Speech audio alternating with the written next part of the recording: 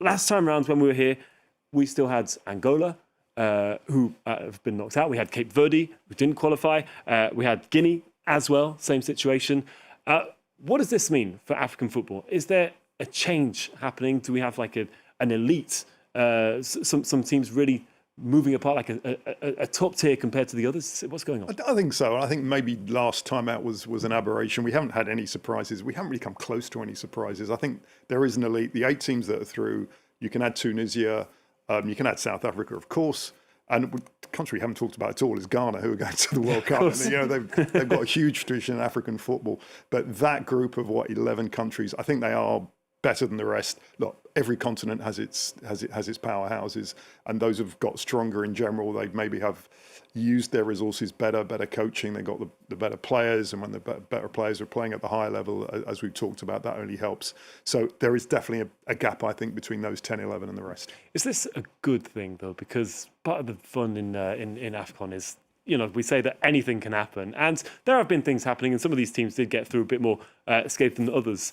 But is this a good thing in general that we're seeing this upper and lower tier happening on the continents? I don't necessarily think it's a good thing, but if we look at the calendar and the things that have been happening and what is coming up compared to the last edition of the African Cup of Nations, I think that's what makes the difference. Last time around, there wasn't a World Cup to prepare for. Last time around, some teams weren't bleak about not qualifying and so putting their energy into the African Cup of Nations. Nigeria in question. So they're going to give it their all because this is their last saving grace until the next African Cup of Nations while everyone prepares for the World Cup next year. Some other countries have put in a lot more money, like you said, Andreas, more budget into their structures, into the federations, into recruiting players, and it's evident in the selections. Look at the Bafana side. There were a couple of changes that were made, but there's not a lot who are based abroad. There's not a lot where you'd see Hugo Bruce making a few changes, where you'd see a 19-year-old or a 22-year-old who's playing in Greece or even in Spain.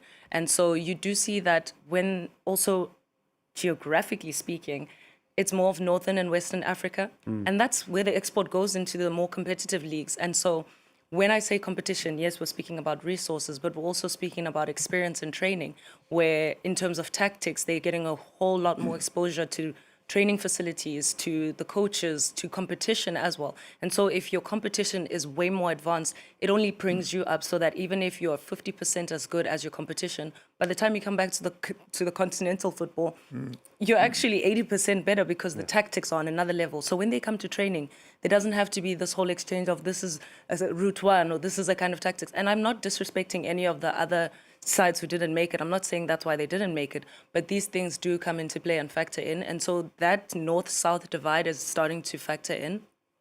A lot more resources need to be put into these respective federations in terms of recruitment, in terms of exposure for their players. We're seeing it starting a little bit with South Africa. We see it with some other countries as well. I speak for South Africa because it's the country that I've been focusing on a little bit more. We see the export of, like we said, Mbegazeli Mbogazi, who just went to MLS. We see Lyle Foster, who's based in the Premier League. So you do see that the export also allows for a little bit more room domestically for new players to come in. And so it's kind of like a conveyor belt. And if you keep that flowing, then it works well. North and West Africa, it's a lot faster. And so you're getting a lot more talent coming in. And so there's more to recruit from. I mean, just looking at Toure and looking at Diallo, looking at these players, they weren't necessarily selected recently. They were selected recently. MS5 brought them up just this year or just before qualifiers. In their respective leagues, they've got like 14 appearances. So you can see that the conveyor belt is moving very fast, and so it's yielding very good results for these sides. And so it's definitely something on the continent that needs to be looked into. Who's going to be drawing the funds for who? It's on the respective federations, but it's definitely something that needs to be worked on.